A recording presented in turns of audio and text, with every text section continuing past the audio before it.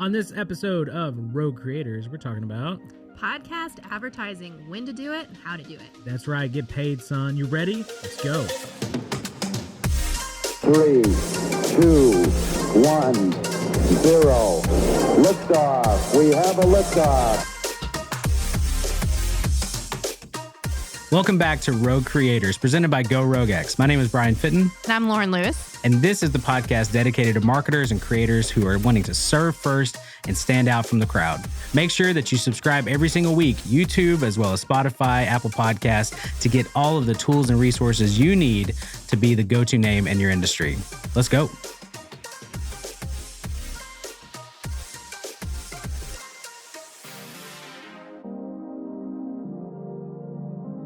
Hey everybody, welcome back to Rogue Creators. My name is Brian Fitton. I'm here with my awesome co-host. Hey, I'm Lauren Lewis. You are. I didn't say your name, but I did introduce you.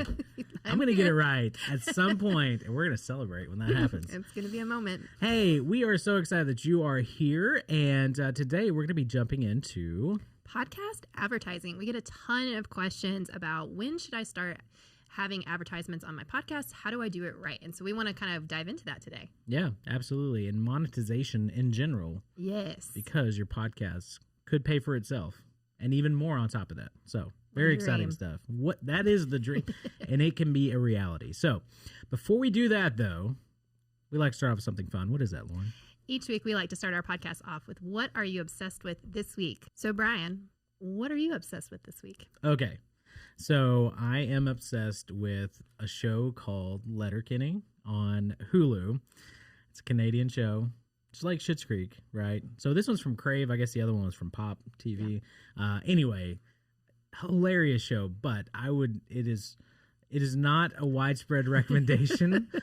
Make sure that it is strongly advised that you probably not watch it around. There's just a lot of cussing. Just grab your kids. It's no, great. don't bring the family. Don't sit them down in front of the TV. It is just really funny though. It's hilarious. The Canadian writing teams in general are just super hilarious. So I enjoy it. It's a lot of fun. I've definitely gotten several other friends involved.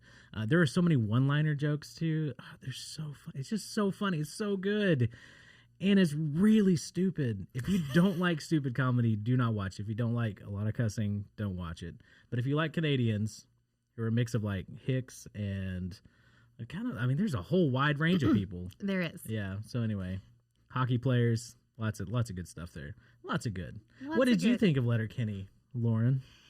Well, I watched an episode and a half, and then I fell asleep. But it was really, really funny. The thing is that there's some really funny lines in there, but you have to be with the right people to repeat any of those lines. Yes, it's kind of crude. And you have to watch it with subtitles because they talk so fast and the accents are super thick that you will miss so many things. And there's a lot of words and things that just don't make sense. There's a whole guide that actually I found. I got to send that to you, Jacob, of like all of the meanings of things that they are saying. So yeah, I need that.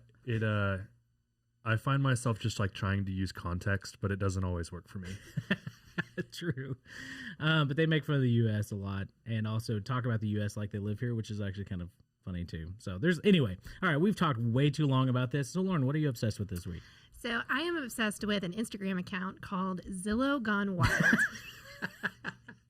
Yes. Okay. And so I have, it was featured on some account that I, follow, which is another reason why you should always tag people and everything, because it's a great way to discover accounts. And it is an account, just like it sounds, of crazy listings on Zillow. And it is the best thing ever. You can totally get lost for a straight hour just looking at the weirdest houses. They do Mansion Mondays, so they also do like famous people's houses and everything. That's also how I learned that Dave Ramsey has like a $15 million mansion that's going on sale. Yeah. So it's just really crazy to kind of look at all of these different houses, but just really weird houses. It's my favorite.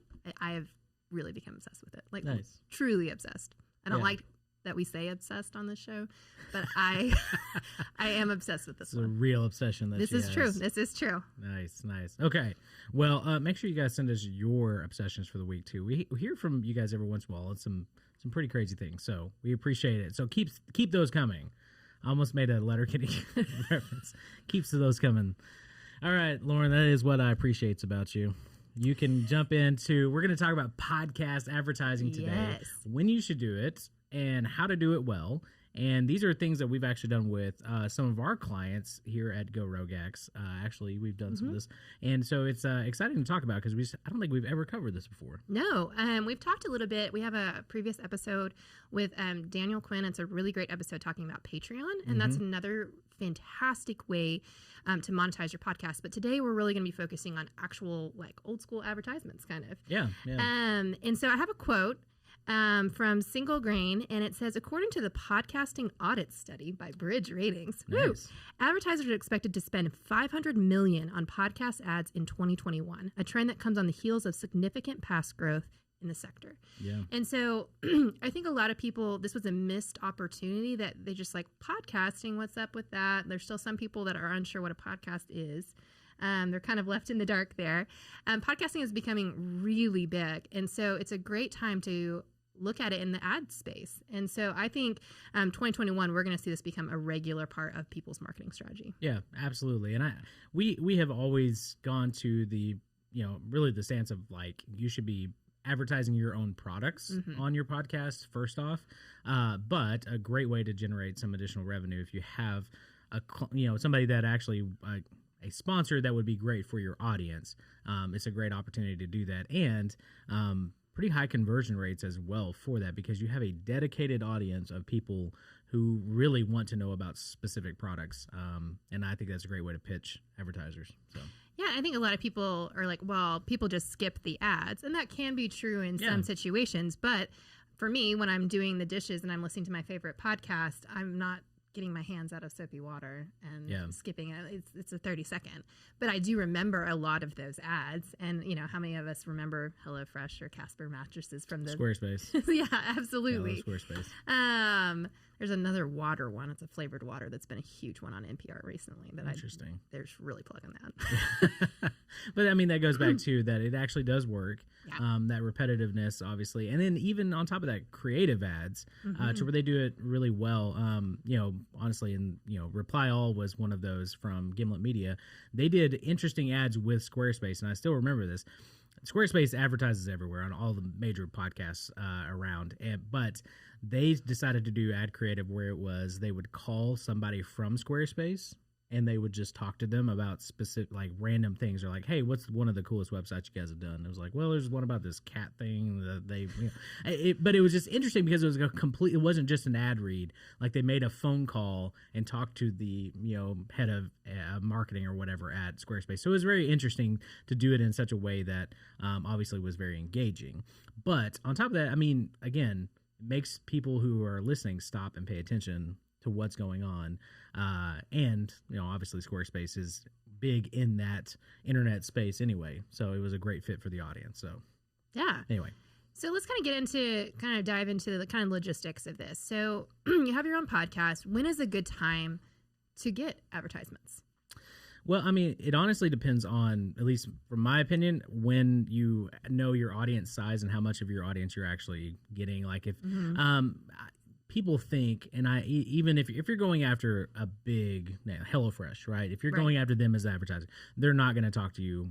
I think it's like a 50,000 download, type of threshold. So there are those thresholds that those bigger advertisers need, obviously, to hit a bigger audience. Now, when it comes to local, even I'm trying to think. We have a client who is in a specific space. They don't have a huge audience, but it's a very dedicated niche audience. And so if you are consistent with your downloads, consistent with people giving you feedback, your audience well, I think you could do it at any time. Yep. You just have to obviously be upfront with that sponsor to let them know, hey, these are our downloads. Hey, we get 200 downloads per episode, but it is consistent every single time. That is really what smaller advertisers are looking for. And again, it just depends on knowing exactly your audience and what they would be in tune to. Yeah, I think one of the ways that you can kind of start is to kind of just experiment and see what works for you. Brian's already mentioned that you want to start with your own product, which is a great way to learn kind of how the advertising works and how it fits naturally into your podcast, what kind of music you want to do, all that kind of stuff. But another great way is to also allow some businesses, maybe some local favorites that you have, and, maybe to gift them, hey, we would love to feature you guys for a month, and just see how it goes, so that you actually also have a little bit of traction of how well your advertising spot would work. That way, when you're actually looking for actual paying advertisers, you actually have some data to back it up. Yeah, absolutely. Yeah, and that goes back to making sure to track everything that you're doing. Oh, yeah. And so test out your own products, like Lauren said. And honestly, I mean, we have a client that is a service-based company that they do multiple services, and so every single episode is they do a random service offering that's already pre-recorded, ready to go, and so that way they know, and they tell us, hey, we want this commercial in this episode. And so it is very beneficial, obviously, to have those things done ahead of time and be able to track those of like, hey, specific web pages are getting higher traction for that. And like you said, you're able to then take that data that you have created yourself to an advertiser. Yeah. So tell us, what should it actually look like? A 5-minute monologue at the beginning of your podcast? Absolutely, every time. Make sure that you have the longest read ever. There's a podcast I follow that used to do Patreon, and then Patreon like shut it down or something. There was some kind of politics, and anyway, it doesn't matter. But now they do reads at the beginning of their episodes that are insanely long. It's like a 2-minute read. Oh, gosh. And it is the worst. I'm like, dude, I want to support, the advertiser, but they're also random. They're not necessarily and I get it. He has a huge production cost. Like, there's a lot that goes into the actual podcast itself. So, Sure. But it definitely makes it a little bit more difficult. I would say this. I mean, the upfront ads, we've talked about different conversions, but the upfront reads, obviously, everybody's going to hear those. You want to keep those short, in my opinion, because people are ready to get to the content, right? How short? 15-second. Perfect. I would think would be up front. Your middle of the reads, and again, we always have, we'll just use one of our clients, for example. They do a 15-second at the beginning, do the music intro, and then on top of that, they do the show readout. Then they do, he does kind of an episode teaser or something talking about the episode, what they're going to be going into. Then they go to a sponsor that's another 30-second. And it really flows well. It doesn't feel like, oh, I'm listening to an advertisement now. We do try to identify like, hey, here's the music for the advertisement. Like, that's playing, so people can kind of identify this as an ad, because what you don't want to do is do a read and people think it's part of the show. Right. Like, you want to put those just like with social media, you have to say, hey, this is a sponsored post. I'm being paid to tell you about this product, right? And so you want to make sure that those lines are defined. But 30-second in between. And then really even at the end, a lot of your dedicated hardcore fans, if they listen to the very end of your episode and you do an ad spot at the end, those are the higher converting ad spots, because those are the people who have listened to the entire episode. They're the ones that are more likely to take action because now the episode's over. Right. Great, I'm going to go check out your sponsor. And so 30 seconds. I mean, 60 seconds is okay, maybe for the middle, but that is a very long ad. So think about yourself, like, you don't necessarily want to sit through a bunch of commercials, but do it in a way that is appealing to your listener and audience. Yeah, absolutely. And if you don't have a lot of podcasts that you know of that are doing this, and maybe not a lot of experience in that, typically it's partnering with a company and you yourself as the host are reading the spot. And that's really important, because it's going to be jolting to your listeners to all of a sudden have a completely different voice enter into their sphere. And it solidifies trust. Like, I trust this product, and that's why I'm repping this product for my own podcast. And so make sure to kind of continue to establish that.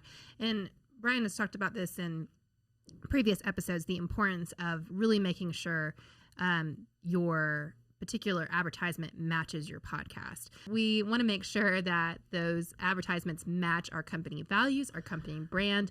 And so it's really important. If you're really searching just for any advertisement, it's not going to resonate with your audience, and it's not going to convert. Yes, that is true. I'm so sorry. Thanks for being here, Brian. Hey, you know what? I'm here. I'm ready to go. I need another cup of coffee, apparently.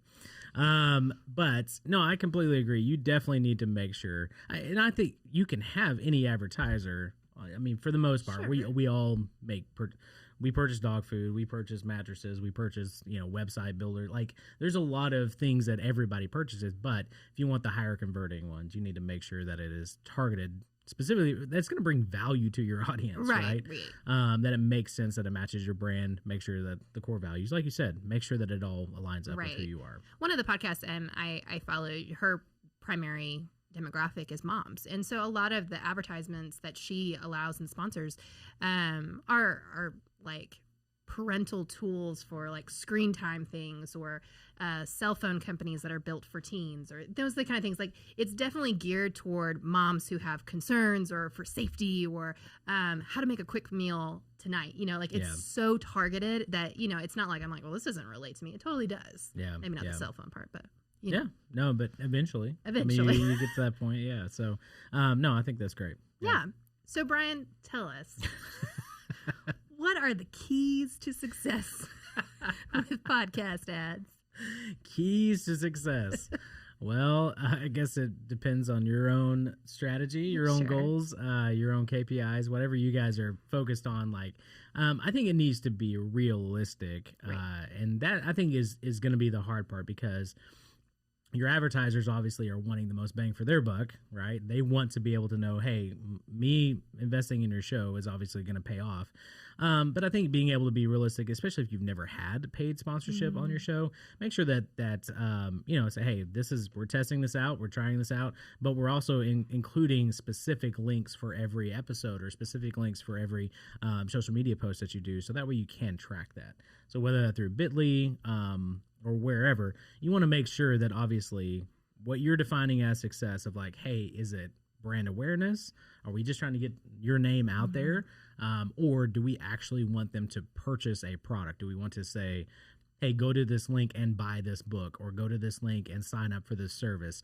I think that's something you have to talk through with your sponsor, but it is definitely something that everybody needs to be on the same page up front, because what you don't want on the back end is, hey, we've done a 3-month sponsorship and nobody has purchased our product. It's like, well, we drove, 5,000 views to your website every single month. Like, that is something, but if that's not part of their goals, then obviously it's not going to matter.